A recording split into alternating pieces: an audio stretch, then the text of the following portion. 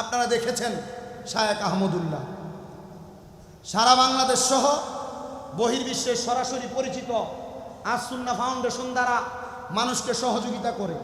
তো সহযোগিতা করেন ভালো কথা, কিন্তু আপনি যখন মানুষের কাছে ইয়াজিদকে নির্দোষ প্রমাণ করে আহলে বায়াতের দুশমনদেরকে প্রমোট করতে চান, আমরা কখনো শায়েখ আহমদুল্লাহর মতো 100 আলেম যদি বাংলাদেশে আসে আমরা তাকে কখনো সাপোর্ট করতে রাজি না। তো হুজুর সরাসরি মানুষের বিরুদ্ধে কথা বলছেন।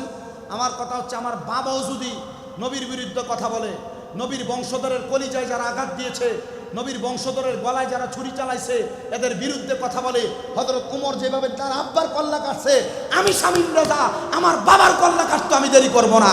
তার হাত তুলে বলেন ঠিক না বেঠে? কারণ আমরা হুসাইনি মুসলমান, আমাদের রক্তের প্রত্যেকটা অংশে আহলে বাইতে রাসূলের প্রেম আছে। আর এই আহলে বাইতে রাসূলের প্রেমের উসিলায় আমরা বিশ্বাস রাখি আমাদের নামাজ, আমাদের রোজা, আমাদের হজ, আমাদের যাকাত, আমাদের দান, আমাদের সাদকা, আমাদের সহানুভূতি, আমাদের কোনো কিছু আল্লাহর কাছে কবুল হবে না। তবে আমরা আল্লাহর কাছে একটা জিনিস প্রকাশ করতে পারবো, ও আল্লাহ আমাদের দুনিয়ার কোনো ইবাদত আপনার কাছে কবুল হওয়া লাগবে না।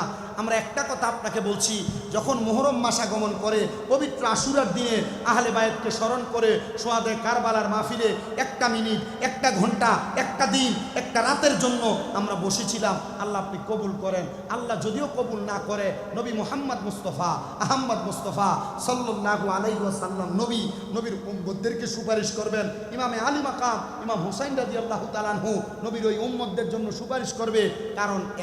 কারণ আমরা দুনিয়ার কারোর ভালোবাসাকে প্রাধান্য দেই নাই, আহলে বায়াতকে প্রাধান্য দিয়েছি। কথা বলেন ঠিক কিনা? তা আমরা আহলে বাইতে রাসূলের মর্যাদার তকরির শোনার পর আমাদের কলব জিন্দা হয়, আমাদের ঈমান তাজা হয়।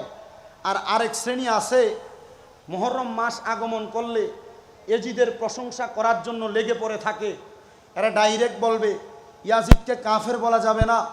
ইয়াজিদের হাত যদিও সরাসরি ছিল না, কিন্তু সে ক্ষমতায় থাকার কারণে নবীর নাতি ইমাম হুসাইনকে যে হত্যাযজ্ঞ করে শাহাদাত করা হয়েছে, এই শাহাদাতের পেছনে ইয়াজিদের সরাসরি কোনো হাত ছিল না। তাই ইয়াজিদকে ফাসেক বলা যায়, কাফের বলা যায় না।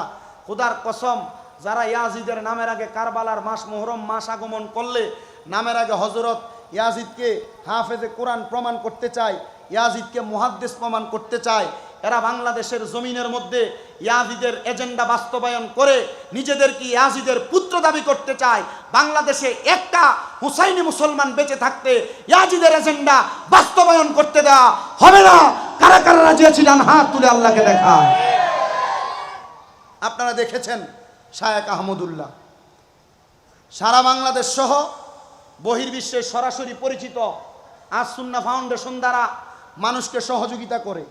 তো সহযোগিতা করেন ভালো কথা, কিন্তু আপনি যখন মানুষের কাছে ইয়াজিদকে নির্দোষ প্রমাণ করে আহলে বায়াতের দুশমনদেরকে প্রমোট করতে চান, আমরা কখনো শায়েখ আহমদুল্লাহর মতো 100 আলেম যদি বাংলাদেশে আসে আমরা তাকে কখনো সাপোর্ট করতে রাজি না। তো হুজুর সরাসরি মানুষের বিরুদ্ধে কথা বলছেন। আমার কথা হচ্ছে, আমার বাবাও যদি নবীর বিরুদ্ধে কথা বলে, নবীর বংশধরের কলিজায় যারা আঘাত দিয়েছে, নবীর বংশধরের গলায় যারা ছুরি চালাইছে, এদের বিরুদ্ধে কথা বলে, হযরত ওমর যেভাবে তার আব্বার কল্লা কাটছে, আমি শামীম রাজা আমার বাবার কল্লা কাটতে আমি দেরি করব না। তার হাত তুলে বলেন ঠিক না বেঠে? কারণ আমরা হুসাইনি মুসলমান, আমাদের রক্তের প্রত্যেকটা অংশে আহলে বাইতে রাসূলের প্রেম আছে। আর এই আহলে বাইতে রাসূলের প্রেমের উসিলায় আমরা বিশ্বাস রাখি আমাদের নামাজ, আমাদের রোজা, আমাদের হজ, আমাদের যাকাত, আমাদের দান, আমাদের সাদকা, আমাদের সহানুভূতি, আমাদের কোনো কিছু আল্লাহর কাছে কবুল হবে না। তবে আমরা আল্লাহর কাছে একটা জিনিস প্রকাশ করতে পারবো, ও আল্লাহ আমাদের দুনিয়ার কোনো ইবাদত আপনার কাছে কবুল হওয়া লাগবে না। আমরা একটা কথা আপনাকে বলছি, যখন মুহররম মাস আগমন করে পবিত্র আশুরার দিনে আহলে বায়াতকে স্মরণ করে সোহাদে কারবালার মাহফিলে একটা মিনিট, একটা ঘন্টা, একটা দিন, একটা রাতের জন্য আমরা বসেছিলাম। আল্লাহ আপনি কবুল করেন। আল্লাহ যদিও কবুল না করে, নবী মুহাম্মদ মুস্তাফা আহমদ মুস্তাফা সাল্লাল্লাহু আলাইহি ওয়াসাল্লাম নবীর উম্মতদেরকে সুপারিশ করবেন। ইমামে আলী মাকাম ইমাম হুসাইন রাদিয়াল্লাহু তাআলা নবীর ওই উম্মতদের জন্য সুপারিশ করবে। কারণ আমরা দুনিয়ার কারোর ভালোবাসাকে প্রাধান্য দেই নাই, আহলে বায়াতকে প্রাধান্য দিয়েছি। কথা বলেন ঠিক কিনা? আজকের মাহফিলের যিনারা আয়োজন করেছে গাউসিয়া মাইজভান্ডারি গাউসিয়া হক কমিটি, ওনারাও কিন্তু আহলে বাইতে রাসূলের যারা বংশধর আওলাদে রাসূলদের সংগঠন, কিন্তু এই সংগঠন কথা কি সত্য না মিথ্যা? যদি সত্য হয় সত্য বলবেন, মিথ্যা হলে মিথ্যা বলবেন। আপনারা যারা এখানে বসেছেন আপনারা বলেন, অল্প সময় যদি আমি আহলে বাইতে রসুলের শান ও আজমতের ব্যাপারে একটু কথা বলি, আপনাদের কি শুনতে অসুবিধা হবে? 7টা হাদিস, আস-সাওয়ারিকুল মুহরিকা, শামে কারবালা, আল বিদায়া ওয়ান নিহায়া এবং হেদায়াকে কারবালা, এই 4টা কিতাবের হাওলাতে 4টা হাদিস, 5টা হাদিসে মুবারক আপনাদের কাছে প্রকাশ করছি। 1 নাম্বার, হযরতে আনাস ইবনে মালিক রাদিয়াল্লাহু তাআলা আনহু, বয়স একবারে কম, নবীজির সম্মুখে বসা। নবীজি সাল্লাল্লাহু আলাইহি সাল্লামের দরবারে নবীজির অসংখ্য সাহাবাই কেরাম আসেন, কিন্তু আনাস ইবনে মালিক নবীজির 10 বছর খেদমত করেছেন।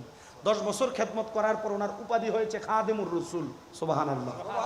হযরত আনাস ইবনে মালিক বলেন, নবীজির দরবারে পাশেই বসা। নবীজির দরবারে ইমামে আলী মাকাম ইমাম হুসাইন রাদিয়াল্লাহু তাআলা আনহু আগমন করলেন। নবীজি ওনাকে ওনার ডান উরু মুবারক, রান মুবারকের উপর বসালেন, ওনাকে চুম্বন করলেন, আদর করলেন। হঠাৎ করে নবীজি কান্না করা শুরু করে দিলেন। ইয়া আনাস ইবনে মালিক, নবীজি কেন কান্না করলেন? আপনি কি সেটার কোনো তথ্য, কোনো ব্যাখ্যা, কোনো সরা জানেন? আনাস ইবনে মালিক বলেন, নবীজির কান্না বন্ধ, মুস্কি হাসি দেখে প্রশ্ন করলাম, ইয়া রাসূলুল্লাহ, আপনি কেন এইভাবে কান্না করলেন, আবার এখন হাসতেছেন, কারণটা কি একবার বলবেন? আল্লাহর হাবিব তখন আমি আনাস ইবনে মালিককে জবাব দেয়, হে আনাস ইবনে মালিক, যখন আমি নবী কান্না